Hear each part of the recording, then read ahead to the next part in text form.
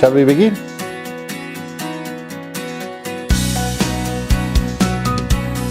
See, Aditya Birla Group being a conglomerate and having been around for over 100 years, it's very hard to attribute its success, its longevity, its ability to have stayed through various cycles just to one quality. I think the biggest one perhaps is resilience. 2008, for example, the whole world was collapsing, and at that point in time, everybody was cutting on expenditure of various kinds. We did cut many expenditure, but we never cut our expenditure in people development, learning, investing into people.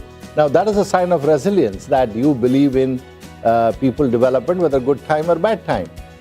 The second one, to my mind, is this learning agility. You cannot be resilient unless you learn through different phases of your life. And the group has shown tremendous learning agility. And last two obviously is courage and conviction. You cannot be resilient unless you have the courage. We have had courage to go into new businesses that we have never been in. We have had courage to experiment with different business models, new technologies.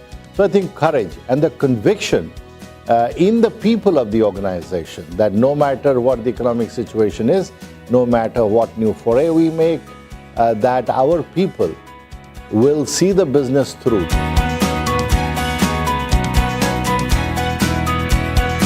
First of all, just because the ownership is with Indian does not necessarily make it an Indian company. It's great to be Indian in your values and global in your outlook. That's how we have been always. Indian philosophy says, Vasudhaiva Kutumbakam, the whole world is like your family. Now, I don't think anything provides you a greater foundation to be global than a philosophy of that kind, where you are able to embrace the whole globe as your family. We could take talent from any part of the world and weave them into the organizations. We asked ourselves, is there something that we can learn from the local economy, local people, local culture? I think that whole inherent orientation, that you give your best to others and you are able to learn from others, that helped us for faster globalization.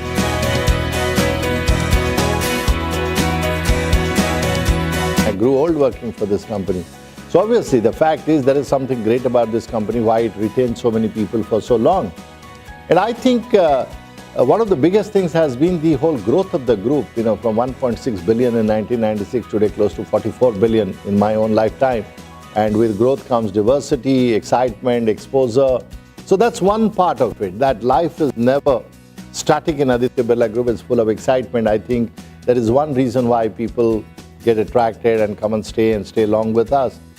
The second, of course, the amount of investment that this organization as Aditya Birla Group invests into its people is perhaps unparalleled. And lastly, I would say that we offer to different segment of employees what they would be looking for. If a young person is looking for experiment, excitement of a startup, come consulting, we are able to offer them. If a middle manager is looking for excitement of new technology, people leadership, we are able to offer them. If a upper middle senior manager is looking for excitement of a global career, global opportunity, global experience, we are able to offer them. If people who are getting bored want to move around internally, we have internal processes to move them, options on that. So therefore, irrespective of your life journey, your career stage, your life cycle stage, we have things to offer that matter to you, that hold significance for you, and that mean for, important to an employee. From 0.1% in 1996, today in our management cadre, we are close to 14% of women. If you look at the beneficial policies, like everybody talks about keeping more women in leadership pipeline, not many do that. In India, we announced a policy some time back. Women executives who have less than 2 years, children with less than 2 years of age, can travel on company's work, taking the child at company's cost and an attendant at company's cost, and that would include if you are attending a training program away from your headquarters.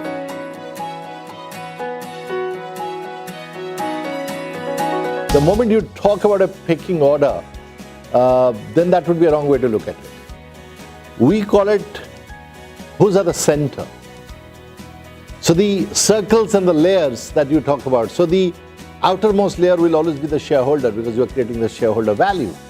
You cannot create a shareholder value unless you serve your customers well. So the next circle will be customers. And you cannot serve your customers well unless your employees are engaged and happy. So the center of it is employees. So it's not a pecking order.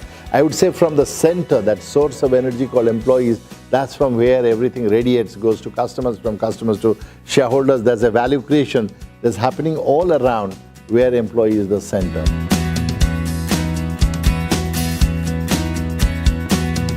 Can we take the group's revenue to $100 billion? Can we take group's market cap to $100 billion?